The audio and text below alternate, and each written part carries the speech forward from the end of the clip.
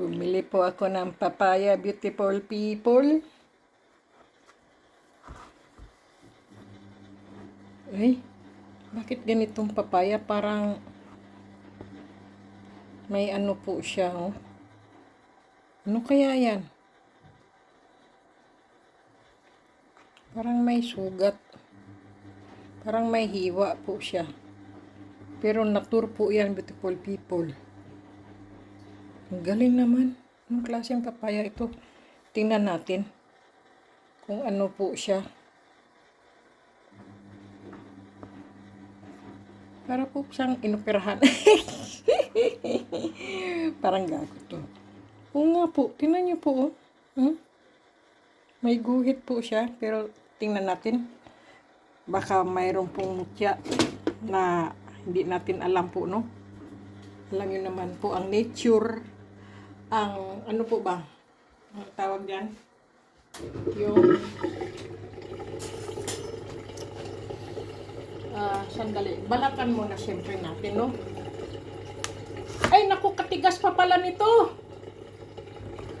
Tingnan niyo, beautiful people, matigas pa po. Hindi pa pala siya ripe. Hindi pa po ba siya gaanong hinog, beautiful people?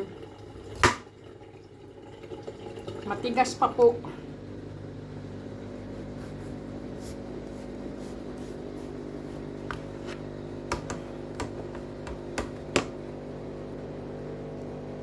Taas natin.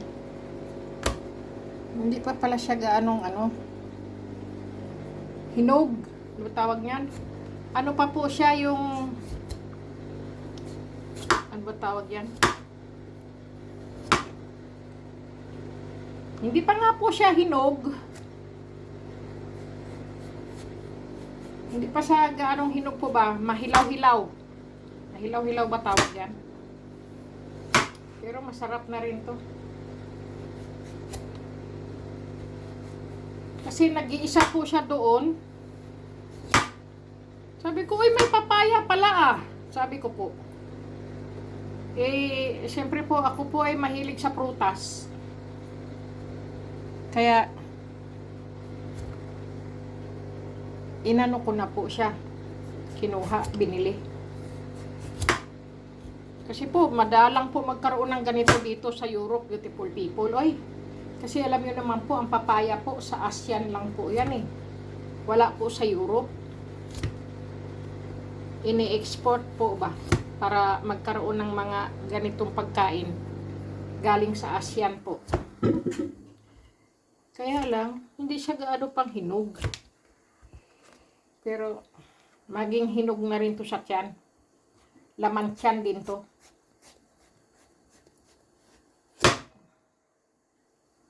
Kalahati niya malambot, kalahati niya ano po matigas.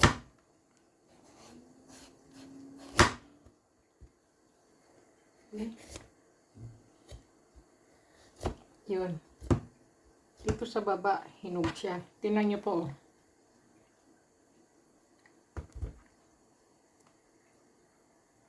Ayan. Ihanda natin ang plato. Saan ang plato? Plato! Where are you? Ah! Naka-English man. Kainin ito eh. Sige. Ganyan ba paghiwa o pag ganito? Ako, matigas pa talaga, beautiful people. Ano ba naman yan, oy? Tigas! Tigas pa po.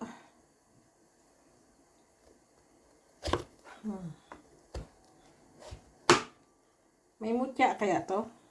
Wala. Kasi mura pa siya eh. Dapat hinog na hinog ba? Tingnan niyo po. Wala pong mutya. Wala. Hindi na balik. Kainin na lang natin siya. Dahil wala siyang mutya.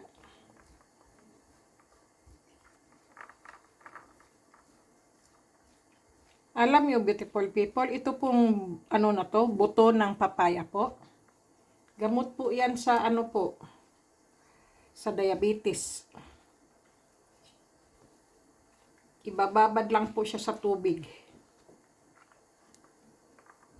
Babad po siya sa tubig. Tapos po ay inumin ang pinagbabaran. Siyempre po, mapait, mapakla siguro. Hindi ko pa po natitikman kasi wala naman po akong diabetes, sa awa ng Diyos. Dahil ako po ay iniingatan ko po ang aking sarili. Grabe po doy. Siyempre po, kailangan ingatan natin ang sarili natin na hindi tayo magka-diabetes.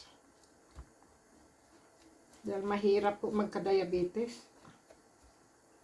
Masisira ang mata mo. Tapos po, yung lalabo po ba mata mo, maaring mabulag ka rin po. Ang sugat mo, hindi nagagaling. Parang may taning na rin ng buhay yata pagkaganyaan, beautiful people, no? Parang nagbibilang na rin ng taon kapag ikaw po ay may diabetes.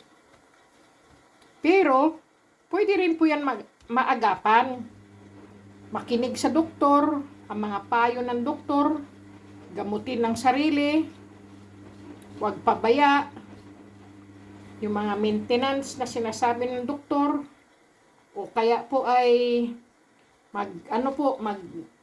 lakad-lakad, exercise, ganyan, kumain ng mga gulay, prutas na hindi ganong matamis, gaya ng mga okra, papaya, o kaya po ampalaya po pala, hindi papaya, para kung gago. Ayan po. Ayan.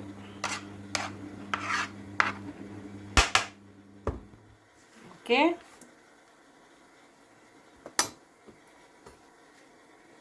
At hiwain natin. Naku, katigas pa pala nito. Masarap ito. Dati nga, kahit hilaw, kinakain ko, nilalagyan ko ng asin eh. Tapos, inuulam pa namin magkakapatid. Diyos ko po. Totoo po yan, mahirap lang po akong tao eh. Ayan po. Ano na po yan? Ano tawag doon? Kuha na po kayo isa-isa. Naku po. Sandali.